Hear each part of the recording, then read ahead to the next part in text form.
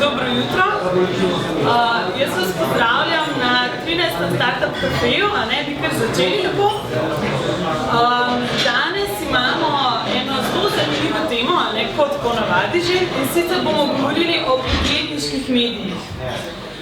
Danes ste tukaj z mano, lahko na pogovornem odru, Borut Bošnik, ki prihaja iz Zavoda Mladi podjetnik, in Aljoša Domjan, ki je investicijski podpornik Trombe, agencije za promocijo znanosti, kreativnosti in inovativnosti. In zdaj, žal pa moramo previšiti Iztoka Kočevarja, ga žal ni tukaj danes z nami, bi pa bomo govorili. Kot smo že navajeni, tukaj na Startup Cafejih obravnavamo take zelo konkretne teme, spravi vprašanja, s katerimi se soočajo startupi. Zdaj že vemo, kakšen mora biti logo, vemo, kaj je pomembno pri grafičnem oblikovanju, vemo, kako se mrežati, vemo, kako pridobivati investitorje, vemo, kako se prezentirati na internetu. In zdaj tisto vprašanje, kako pa se ukvarjati z mediji, sprav, kako pomembni so mediji in kako do njih sploh pristopati. Tako da bi jaz kar začela tukaj z enim uvodnim vprašanjem, in sicer, kakšna je vloga medijev v slovenskem startup ekosistemu. Se pravi, a so oni zgolj za neko poročanje, ali v bistvu oni aktivno oblikujejo te zgodbe slovenskih startupov, pa če kar mogoče lahko vsak pove tudi iz svojega stališča, se pravi Tromba pa Zavod Mladi podjetnik. Zdravo, najprej vsem. Jaz bi rekel tako, mogoče tudi vprašanje je ne samo za nas medije, ampak mogoče še tiste, ki te informacije plasirajo oziroma berejo in še stališče v kaj nemero. Ampak ja, sigurno, na nek način smo pač vsi, ki poročamo o startupih, pomemben faktor. Pomemben faktor, ki vpliva na samo percepcijo, startup sveta. Rekel bi tudi, da v zadnjih letih se tudi čedalje več pozitivnih zgodb, tako da je tudi neka promocija startupov prisotna, tako da še to kratko. Jaz bi rekel, če ima nekdo idejo, še nek startup, pravzaprav lahko najprej sam po sebi preveri, ali ima zgodbo. Če želiš tudi medije, pač potrebuješ neko zgodbo. Niso mediji tisti, ki bodo naredili zgodbe. Mediji znajo narediti afere, slabe zgodbe, zgrde zgodbe. Če pa hoče to narediti dobro zgodbo, pravzaprav mora imeti nek material, vedeti, kaj želi povedati in začeti pravzaprav neko komunikacijo z medijem. Tako da trenutno, recimo, če jaz pogledam, kako jaz spremljam startup sceno slovensko, je to več ali manj novičarstvo.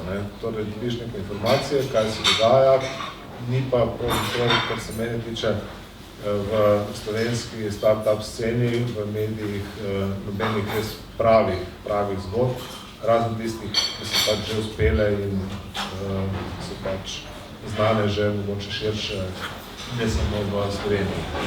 Pomembno je, da začnete delati zgodbo takoj. Takoj, ko imate idejo, je treba stopiti in začeti preko medijev komunicirati z čim širšo javnostjo in dobiti nek feedback, ali je vaša zgodba ta prava, ali se je prijela, ali se ni. Ker če se ni prijela v Sloveniji, v Ljubljani, potem verjetno se tudi v svetu, potem, ko boste prevedli vse skupaj v angleščino, ne bo prijela.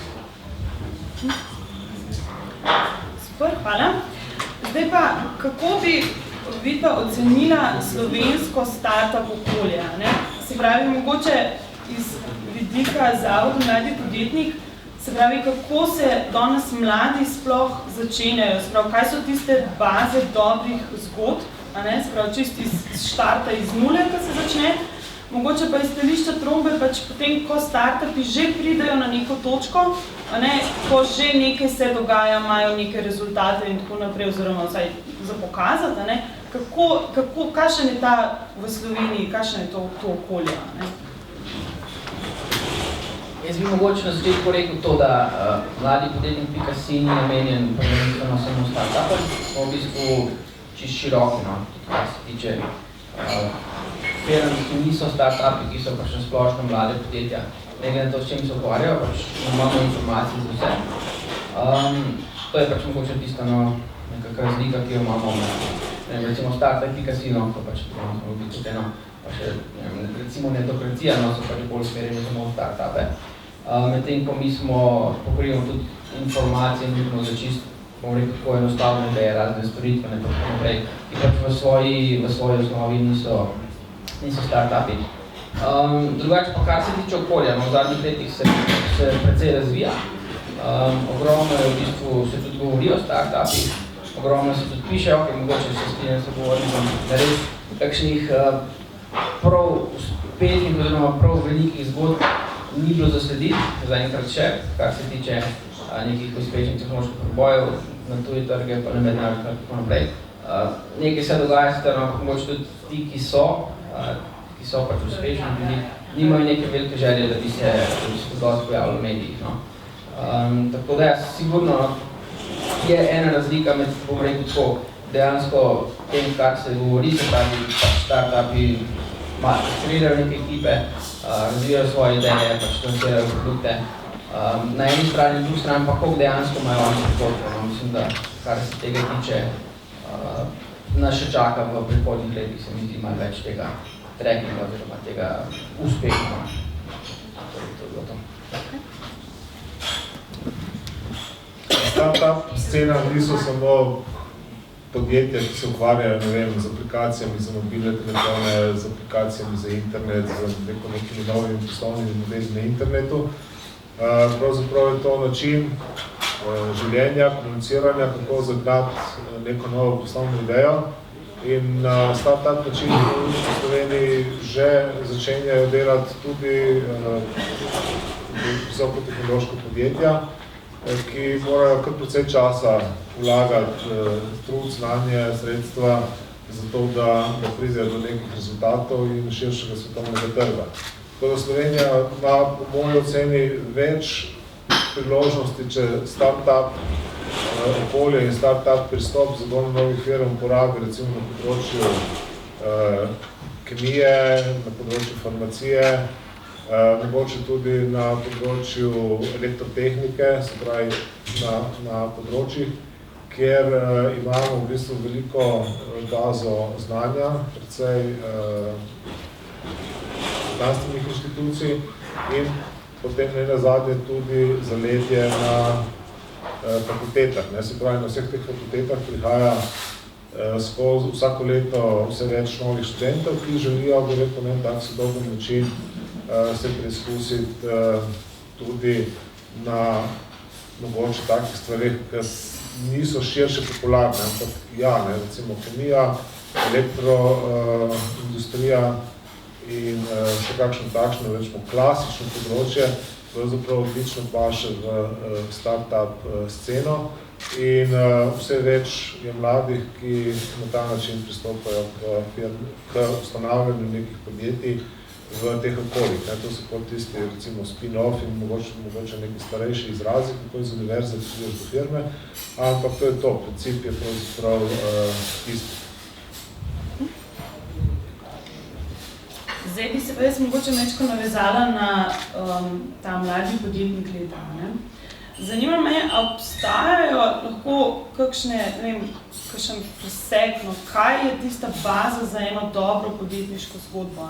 Vi sledite, vi imate zelo veliko stika s temi mladimi, ki so res se razvijajo v eni točki in res prosperirajo tako zelo visoko. Kaj je tisto, kar njih dela različne, se pravi, da je v bistvu tudi za medije recimo zanimivo oziroma pač potem za javnost za prebrati? Kaj je tisto, kar dela eno zgodbo zanimivo?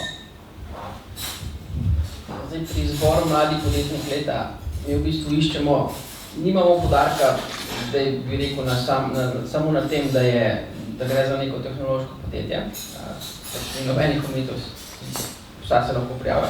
Ampak v preteklosti je komisija zbirala zmagovalce, ki so v bistvu bili, kot so že prej omenil, nekako, da so delali na področju, s katerim se lahko poistoveti nekako malo širša skupina ljudi. Pravi, primer zmagovalcev iz 2012, ličila.si, spletna trgovina z ličili, v 2013 so storitveno podjetje, ki se pač ukvarja s pripravo nekih razpisov, projektov. Zdaj, zakaj gremo pač v to smer?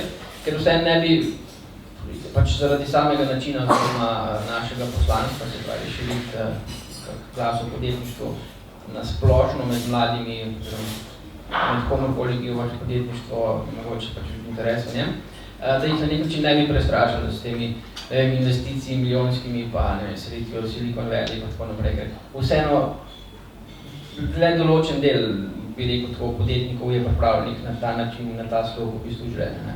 Medtem, ko mi pač vidimo, tudi kar se tiče gospodarstva, no trenutno je pač sama nezaposlenost med mladimi, nekako hočemo podariti tudi to, da se tudi z neko enostavno idejo, da priti do čistega solidnega v bistvu življenjskega standarda, pa pač nekaj osebne rasti.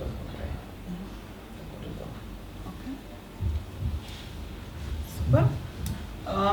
Zdaj pa po moje tisto vprašanje, ki nas večino tukaj zanima. Kako naj startupi svojo zgodbo, ki verjamem, da pri vsakmu izjemna, kako naj oni pristopijo do medijev? Spravi, a ne bi šlo tukaj za masovno pošiljanje okoli svojih press releasev, pa pač tist, ki bo objavil bo, upamo, da pač čim več, ali ne gre to za neko v bistvu ekskluzivno dostopnost enega novinarja do te zgodbe, ki bo pol naredil tukaj, veliko stvari z tega, ali kako, kakšni so tudi recimo, če lahko kar konkretno poveste, kakšni primeri dobrih praks, ki ste vi že ugotovili, ali morate vi kot novinarji zbrskati startup, ali je ta pot obratna in tudi kako ne bi v teoriji to zgledali, no?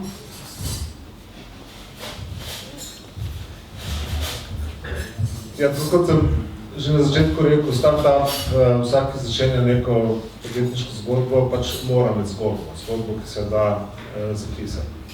Izkušnje kažejo, da te se res večine zgodbo nekako zapiše, malo zadiha in začne pošiljati maile na vsa slovenska uredništva.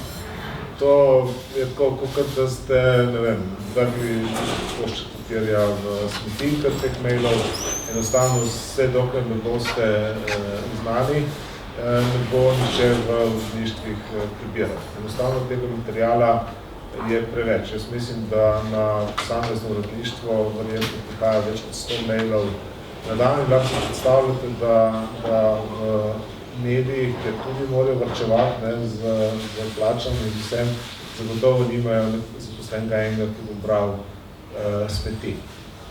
Zdaj seveda, kako priti do zgodbe, v Trombi smo se soočili s kar par podjetij, pa tudi z recimo raziskovalci na naših inštitutih, ki imajo genialne ideje, ki tudi pravzaprav že orijo ledino, vzpostavljajo neke kontakte in ker so pač genialci, mislijo, da ta njihova genialnost seže do medijev in da pač mediji imajo očitno neke senzorje, ki potem to genialnost zaznajo in začnejo pisati in na veliko govoriti o vseh stvareh, kako je ta stvar super, krasna, in začnejo podpirati pač tega genialca.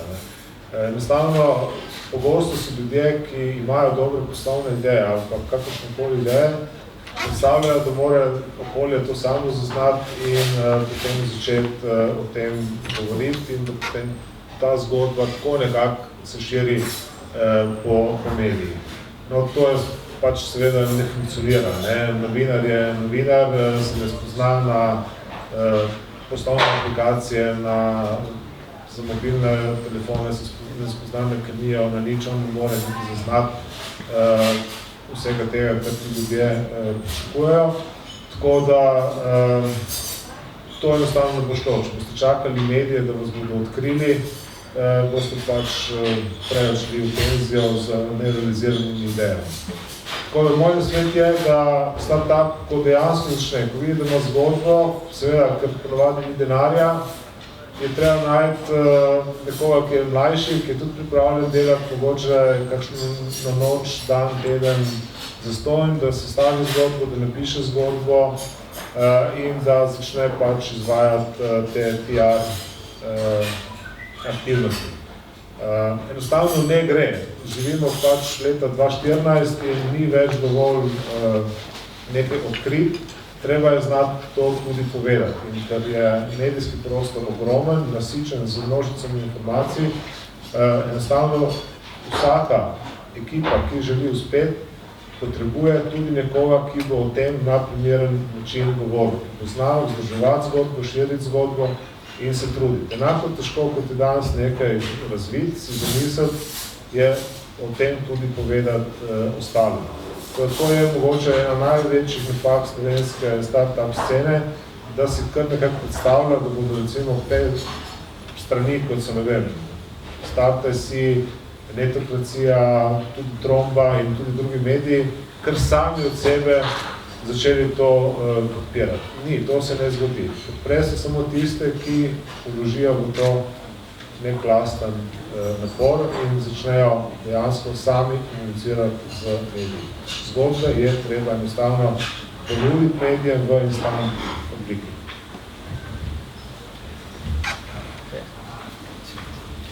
Jaz bi rekel tako, no.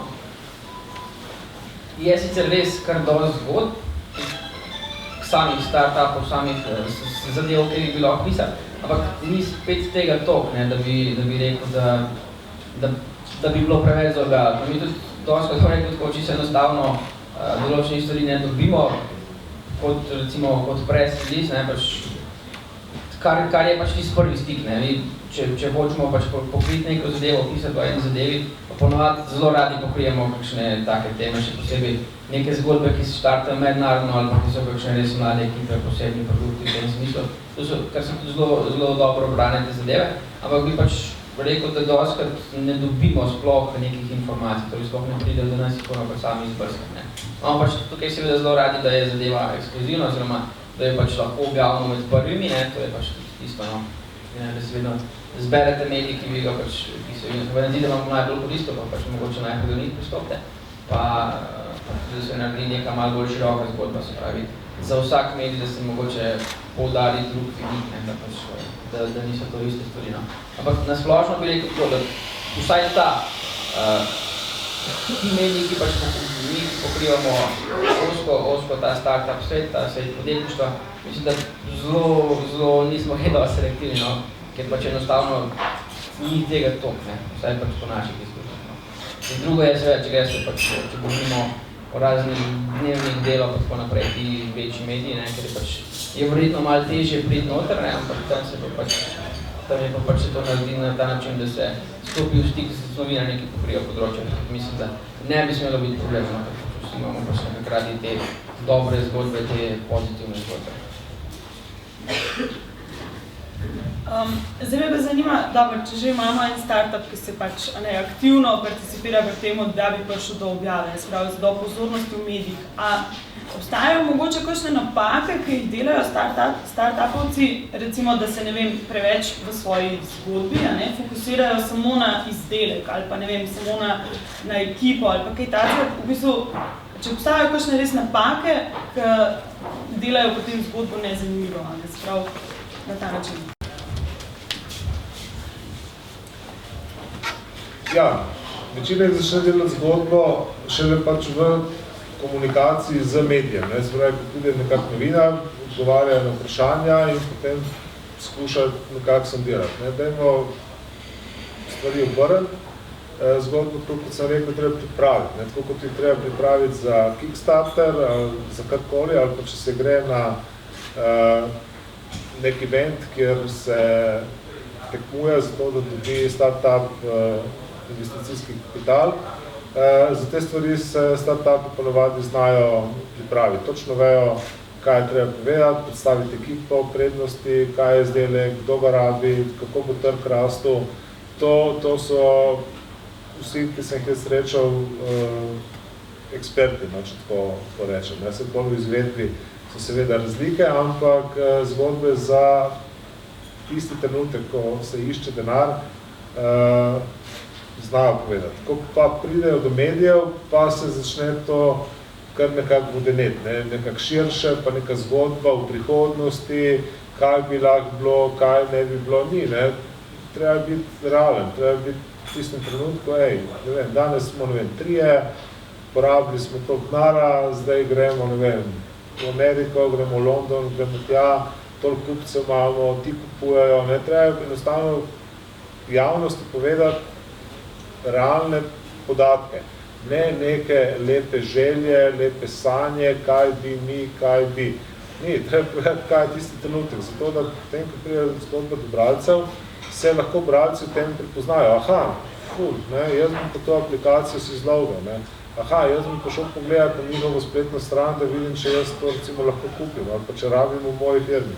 Treba biti pač v tistem trenutku, ne razmišljati o stvareh čez 2-3 leta, ne, zato da boste kao zanimirali ljudi in jim pokazali veličino svojega projekta. Je pač, kot bralci ne gledamo tako daleč, ampak me zanima, kaj lahko tisti trenutek naredimo. Ne. Skaj, takoj po objavi nekega vašega PR lisa, vašega intervjuja, česarkoli, računajte, da imate pravzaprav samo 24 ur na voljo, da bo bralec odreagiral. Tako da vedno računajte na zelo kratek efekt in seveda se potem treba čedalje pogosteje in večkrat pojavljati, zato da gradite svojo zgodbo. Ni, da enkrat se tam nekaj pove, pa kar vsi dol padajo in se bo začel plas sprožati.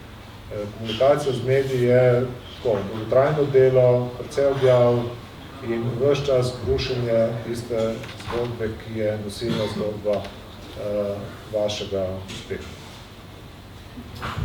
Treba se fokusirati na to, kar je zanimivo. Se pravi, ni pogosto to sama tehnična rešitev, se pravi specifikacije, kaj ste vi iz svojega strokovnega vidika tako dobro naredili, ker to pač splošna javnost ne bo razumela. Treba je pač se osredotočiti na to zgodbo, pa mogoče na samo rešitev, ki jo vaš produkt ponuja, pa mogoče to ekipo, če je zanimivo, recimo, če so ekstremno mladi ljudje v njej ali pa tako zanimivo. To je tudi poudarek na tem. Zdaj bi se pa jaz navezala mogoče to, kar ste vi rekala, ne, se pravi, da je to eno dolgotrajno delo, ne, se pravi, da je treba to zgodbo razvijati, a ne, pač, da je to komunikacija z mediji kontinuiran proces. Če bi zanimalo, kako bi vi komentirali pač to novinarsko nepristranskost, ne, kje je zdaj meja med tem, da se da startupom pač priložnost, a ne, pa temu, da se jih forsira naprej, a ne, se pravi, da se navija za njih, ali pa s tem, da jih samo pač pokrijejo to zgodbo, pač povejo, to je to. Nepristran medij pač mora skrbeti za to, da bo bran. In ko bo objavil zgodbo v enem startupu, predvidevam, da danes v vsakem mediju, sploh če objavijo to na internetu, znajo izmeriti, koliko ljudi je zgodbo prebralo. Če je zgodba zanimiva, bodo verjetno pripravljeni to zgodbo spremljati naprej.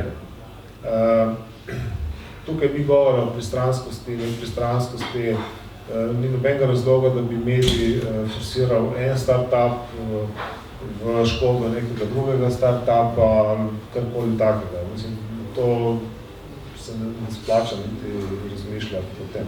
Ja, je takšen prostor, ne, ker pač mediji živijo od reklame, promocije, ampak mediji vedo, da od startupa ne morajo pričakovati sredstev za oglaševanje. Torej, mediji od startupa dejansko pričakujejo samo dobro zgodbo in če zgodba je dobra in mediji pač vidi, da se je prijela, da so povzeli tudi drugi mediji, da se začela širiti, potem bodo seveda novinarji tem medijih in drugih medijih te zgodbe spremljali. Zdaj, startup sam je včasih, je pogosto, ne včasih, pri tem predvsem pasiven. Če že imate nekje nek intervju, če že nekje objavijo vaš članek, potem bi pač morala cela ekipa, ne vem, tisti članek pošerati po Facebooku, Twitterju, na svojem pageu, enostavno poskrbeti tudi sama, po mailih pošiljati vsem svojim friendom, zato da bo čim več bralcev to zadevo prebralo. In druga stvar, ki sem rekel, da je to dolgotrajen proces, je, da enostavno treba pogledati, kakšen je bil odziv. Se pravi, jaz vseeno svetujem, da v vsakem intervjuju, v vsakem nastopu je nek call to action. Ne? Aha, pridite na našo spletno stran, pogledajte naš izdelek, obiščite nas na tem in tem dogodku ali karkoli. Potem treba pogledati, kaj se je res zgodilo. Ne? Se pravi, če ste imeli pravo zgodbo in lansirali ta call to action, potem boste dobili feedback, enostavno boste lahko zmerili, koliko ljudi se je odzvalo na vaš poziv. Če se jih je odzvalo premalo, pomeni, da morate vašo zgodbo začeti brusiti. To je enostavno medij startupov omogoča komunikacijo, ne zgolj promocijo. In enostavno medij startup, ki bo gledal ta feedback, ki skozi medij prihaja nazaj, bo v naslednjem koraku bil pripravljen še z boljšo zgodbo, še z boljšim intervjujem, še bolj bo recimo se fokusiral na glavne zadeve, ki bralce zanimajo. In potem bo spet medij še bolj zainteresiran za to, da se bo zgodila stvar tretjič, četrtič, petič. To je tista zgodba.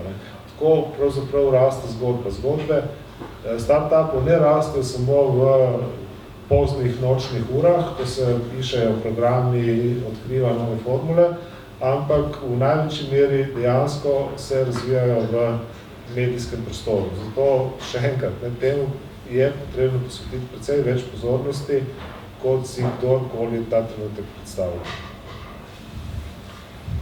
Zdaj, kar se tiče tega vprašanja, glede same objektivnosti, mislim, da ne kakšnega velikega problema tukaj, ker načeloma tudi niso zdaj to take zgodbe, oziroma jih ne obdelujemo mi mediji na taki ravni, da bi pač presojali, ali je to v redu, ali to ni v redu, ali je to konkurenčno temu produktu, ali ni ne. Tukaj mislim, da kakšnih problemov ni. Zdaj, kar se tiče samih nekega stika z mediji, oziroma tega dolgoročnega dela, bi opozoril tudi to, da smiselno je, da vsak razmisli, ali mu je smiselno, da se sploh pojavlja v medijih, iz razloga, da bo res kaj izdobil še tega, ker če pač recimo dela kakšno zadevo, ki ne potrebuje, za katero ne potrebuje neke prepoznavnosti, potem mogoče s tem samo izgubila fokus, pa mogoče ensko se razkriva kakšne podrobnosti svojega posla. In drugače mogoče ne bi želel razvijati. V končni fazi kar nekaj časa se za to porabi, tako da je treba biti tu naprej določen nek cilj, ali je samo to, da se boš pohvalil pred mamo s tem, da si pač bil, v tem časopisu, Če dejansko je to, je treba oceniti, če dejansko je to res pripomore k temu poslu. Eno vprašanje me zanima zdaj, kako so pa te teme, spravi, ali poročanja zgodb o slovenskih startupih, ali pa, pač na splošno o mladih podjetnikih, o podjetništvu, kako so te zgodbe sprejete, recimo, v širši javnosti? A je ta domet teh zgodb samo do tistih, ki točno to zanima, ali v bistvu tudi ena širša javnost rada sliši te zgodbe. In potem mogoče nadaljne vprašanje, a se gre samo za poročanje enih dobrih zgodb, kaj pa te zgodbe, ki niso uspele. V bistvu vemo vsi, da se jih z enih neuspelih oziroma iz failov, da se pač naučimo največ. Bi bilo mogoče smiselno tudi o tem mečkam več povedati, mečkam več govoriti, kako bi to komentirali. Ja, glede na to, da se o startupih pogovarjajo zdaj že tudi slovenski politiki, ki zadnji ugotovijo, kaj se v državi dogaja, lahko rečem, da je očitno pisanje o startupih se prijelo in da ljudje o tem berejo in pravzaprav vejo, kaj to je. Tako da pač mediji so k temu naredili svoj prispevek. Kako še drugi? Se pravi, kako fail, če se tudi o slabih zgodbah kaj bi pričal. Zdaj, tako bom rekel, slabih zgodb je pri startupih več kot je dobrih, si to je jasno. To vsi vemo, da pravzaprav dejansko uspeje samo majhen odstotek tistih začetnih idej. Naravi vseh nas je, da raje pišemo vsi o pozitivnih zgodbah. Jaz mislim, da tukaj ne velja tisto pravilo, da se je fajn učiti na napakah, še posebej na napakah drugih, ker za uspešen startup enostavno potrebujete svojo veliko zgodbo. In če se ste ukvarjali še več s tem, kje so drugi propadli, kje so drugi se spotakljali, se pravzaprav ne boste naučili ničesar. Postavili ste sicer izkušenje, ampak pomeni, da ne boste šli v startup. Ni, jaz mislim, da je boljše, da se piše samo o dobrih zgodbah, da se vsako zgodbo maksimalno podpira, vse dokler je nek feedback javnosti, vse dokler se zadeva razvija. Če pač pride v nekem trenutku, da se vidi, da čez eno stopnico ne gre več, da ne more, itak taki start-up ekipa potem razpade, ljudje ponovadi so si nabrali ogromno izkušenj ali v komunikaciji, ali v razvoju, organizaciji, ne vem, programiranju. In meni je najbolj to všeč, da potem taka ena razvita start-up ekipa potem oplemeniti neke druge start-up ekipe, ki se potem spet lahko boljše in dobijo nek boljši izdelek. Ni zdaj start-up tako sem ena rožica, ki mora zrasti in če ne zraste, se moramo vsi tule jokati. Ni, start-up je dejansko scena, je way of life, je ena velika skupnost, ki se razvija tudi z start-upi, ki propadajo. Zato, da bi se kaj preveč o tem pisalo, jaz mislim, da nima smisla. Ljudje enostavno v tej start-up sceni živijo, start-up scena raste, tega vse več in mislim, da je to glavna pozitivna zgodba tega. Kar se tiče neke splošne javnosti pa start-upov, pač ogromno. Mi itak nismo zdaj pravo brižali, recimo mladi podjetnik.si, startup.si, Netokracija, pač itak pišemo strašno samo o tem. Je pa res pač v zadnjih mogoče letu, je tudi v, ne vem, 24 ur, res dnevnik in tako naprej, tudi pač so začeli poročati o teh zgodbah, ne. Tako da to tudi kaže na to, da mogoče tudi nekako, da so start-upi postali trend, tudi ne samo pač v tej naši skupnosti, ampak mogoče tudi malo širše, no. Je sicer zdaj vprašanje, kako na kakšen način oni pač te zgodbe predstavijo. Doskrat je poudarjajo take vidike, ki mogoče ni najboljš, da jih predstavijo, oziroma da se jih poudarja. Bi pa tudi tako rekel, tudi kar se tiče že to, da se ta skupnost, torej ta start-up skupnost, oziroma ta skupnost mladih podjetnikov, že to, da imamo pač kar par medijev, ki v bistvu z tega področja deluje na tem področju, na tem zelo specifičnem področju in pač imajo tudi kar dober doseg.